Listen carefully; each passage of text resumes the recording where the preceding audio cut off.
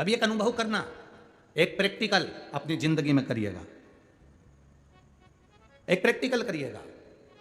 एक आसन जिस पर आप बैठते हो वो आसन अपने साथ में लेकर चलना। एक बार कभी योग लग जाए, कहीं आपका कथा हो रही हो, शिव महापुराण की कथा सुनने का कभी मौका मिल जाए आपको, तो अपना आसन अपने साथ लेकर चलना। जिसका व्यापार हो, जिसकी दुकान हो, जिसका व्यापार हो, उसके लिए हम वर्णन करेंगे। नौकरी वाला तो अपनी जगह पर है ही। एक आसन लेकर चलना, उसी आसन पर बैठकर आप 7 दिन 5 दिन की शिव महापुराण की कथा श्रवण करना। उसी आसन पर कथा सुन ली, आसन की घड़ी बनाई, अपने बैग में रख लिया, फिर वापस सुबह जब कथा चालू हुई, ठीक 2 बजे कथा चालू हो और आप बैठ रहे हो 1:30 बजे 1 बजे, तो 1 बजे आपको वो आसन नहीं बिछाना। 2 बजे का कथा चालू हो उसके पहले आप 1:30 बजे के करीब में वो आसन अपने नीचे वापस बिछा लो और फिर कथा सुन लो। वापस कथा पूरी हो, आरती हो, आरती के समय पर उस आसन को वापस उठाकर अपने बैग में रख लो। 7 दिन की कथा शिव महापुराण की आप पंडाल में बैठकर जब सुने तो अपना आसन लगाकर सुनना। और उस आसन को जिस दुकान पर तुम्हारा पति बैठता है, दिन भर कमाता है, मेहनत करता है, उतनी उसकी कमाई नहीं होती, एक बार उस आसन को उसकी कुर्सी पर लगा कर दे देना, कहना कि इस पे बैठकर अब व्यापार करो। आपको उस आसन का बल मालूम पड़ेगा, आपको अपनी माला का बल मालूम पड़ेगा। आप जिस माला से भगवान का भजन करते हो उस माला का बल तुम्हें मालूम पड़ेगा। जिस आसन पर बैठकर आप भगवान की कथा सुनते हो उस आसन का बल तुमको मालूम पड़ेगा। क्या संत, साधु, सन्यासी, ऋषि, तपस्वी, साधक, उपासक, आप इनको बुलाओ और डायरेक्ट सोफे पर बिठा दो, नहीं बैठेंगे, उनका आसन लगाएंगे, पहले वो आसन लगा के फिर बैठेंगे। आसन में ऐसा क्या है कि वो अपने आसन पर बैठते हैं।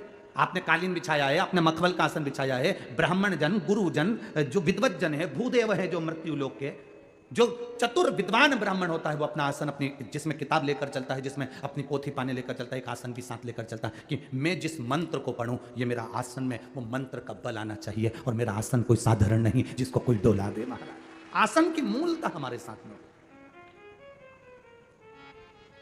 कोई भी कहीं पर भी बैठ जाना ये अलग विषय। हाँ, एक बार प्रयास करना, एक छोटा सा चाय का भी अगर तुम ठेला लगा रहे हो, पान की दुकान भी लगा रहे हो, तो आसन की मूलता को जानिएगा। उस आसन में ऐसा होता क्या है, उस आसन में ऐसा है क्या।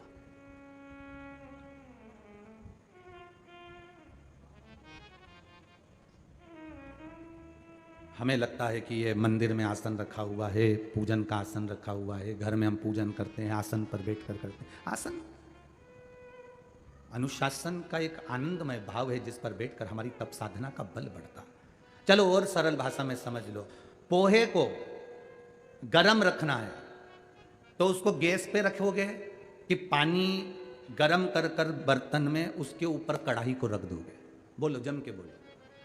डायरेक्ट गैस पे रखोगे तो पोहा कड़ला हो जाएगा, पर उसी पोहे को भगोने में पानी को गर्म करो बर्तन में, और उस बर्तन पर कभी होटल में जाकर देखना, होटल वाला गैस चालू रखता है और नीचे पानी का भगोना, उसके ऊपर पोहे की कढ़ाई, जिससे वो पोहा गर्म रहता है।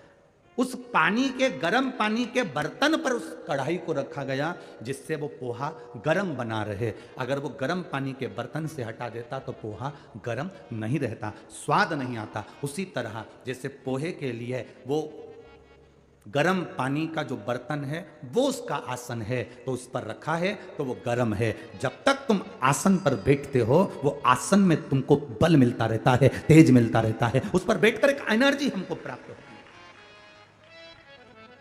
एक बल हमको मिलता रहता है, एक एनर्जी। अब तिमोदी तो मछली पकड़ने का काम करता था, पर उसका एक नियम था। तिमोदी का एक नियम, थोड़ा इसको कर लो। तिमोदी का एक नियम था। तिमोदी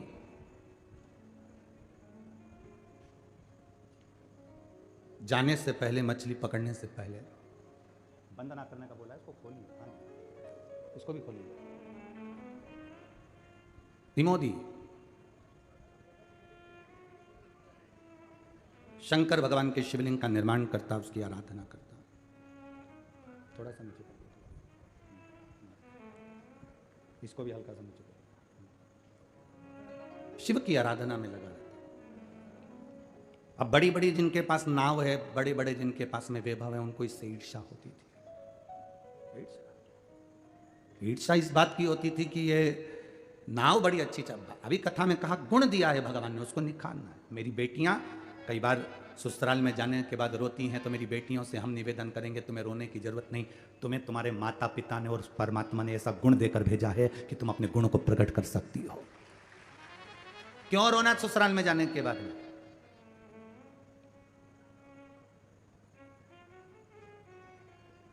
क्यों रोना? आंख में आंसू आ रहे हैं तुम्हारे, तुम अपने आप को कमजोर समझ रहे हो। क्यों समझना? नवयुवक बेटे, जिस कंपनी के लिए अप्लाई कर रहे हो, नवयुवक बेटे जिस नौकरी के लिए अप्लाई कर रहे हो, भले वो किसी भी चीज की नौकरी हो, भले गवर्नमेंट से हो प्राइवेट से हो, जिस चीज के लिए तुम अप्लाई कर रहे हो, तुम अपने ऊपर अपने कॉन्फिडेंस को पक्का करो, अपने मजबूत बनो, अपने आप में अपने प्रबल बनिए।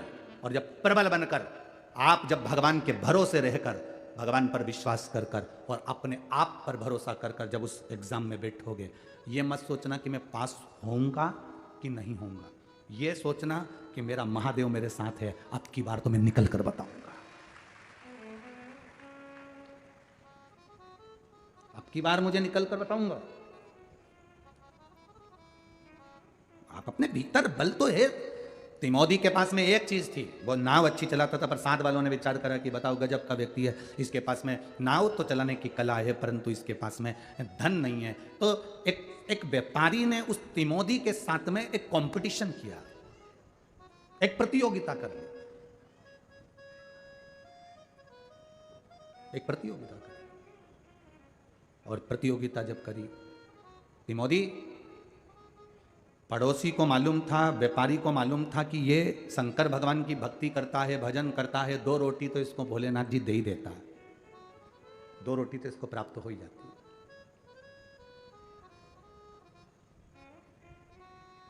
पर ईर्ष्या, अंदर की जो ईर्ष्या होती है ना, ये बड़ी विचित्र होती है। खुद मंदिर नहीं जा रहे हो, दूसरा मंदिर जा रहा है तो अंदर से ईर्ष्या ऐसी भरा रही है कि ये मंदिर क्यों जा रहा है। आपको कथा में कहा था, कड़ी खाओगे तो कड़ी की डकार आएगी, गुलाब जामुन खाओगे तो गुलाब जामुन की डकार आएगी। भीतर अगर ईर्ष्या भरी होगी तो तुम जब जब बोलोगे तुम्हारे मुंह से ईर्ष्या ही डकार में निकलेगी। तुम्हारे अंदर जो ईर्ष्या भरी होगी वो डकार में ईर्ष्या निकलेगी। तुम जब जब तुम्हें माइक मिलेगा, जब जब तुम बोलना चालू करोगे, तब किसी ना किसी के लिए नफरत के शब्द ही बोलोगे, निंदा के शब्द बोलोगे, अपशब्द बोलोगे, क्योंकि तुम्हारे अंदर वो ईर्ष्या भरी हुई है, उसकी डकार तुम्हें आ रही है।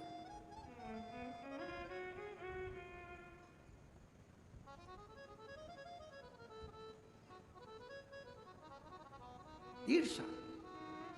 हम जब किसी से कहते हैं तू अपनी औकात में रहकर बात कर, हम जब किसी से कहते हैं अपनी औकात देखिए, हम जब किसी से कहते हैं अपनी औकात में रहिए, शिव महापुराण की कथा कहती है जिसने ये शब्द कहे हैं उसने बोलकर अपनी औकात खुद दिखा दी कि वो किस औकात का है।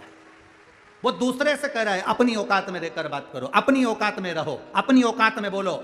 मतलब जो बोल रहा है उसके शब्द आपको दिखा देते हैं कि उसकी औकात क्या है, उसके शब्दों से मालूम पड़। बहुत बड़ी बड़ी नाव थी, ईर्ष्या अंदर भरी हुई थी, क्योंकि इसके चलाने का ढंग अलग था। इसके पास कोई मशीन नहीं थी, ये अपने हाथ से नाव को चलाता था और पार हो जाता था। 2 रोटी महादेव उसको दे देता था, भगवान शंकर की भक्ति में डूबा रहता था। उसके पास में बेलपत्री नहीं मिलती थी तो हाथ की 3 उंगली शंकर के शिवलिंग पर रखकर कह देता था मैंने आपको बेलपत्र समर्पित कर दी। हाथ की 3 उंगली रखकर कह देता मैंने आपको बेलपत्र दे दिया, मैंने आपको बेलपत्र प्रदान कर दिया। तिमोदी शिव का भक्त,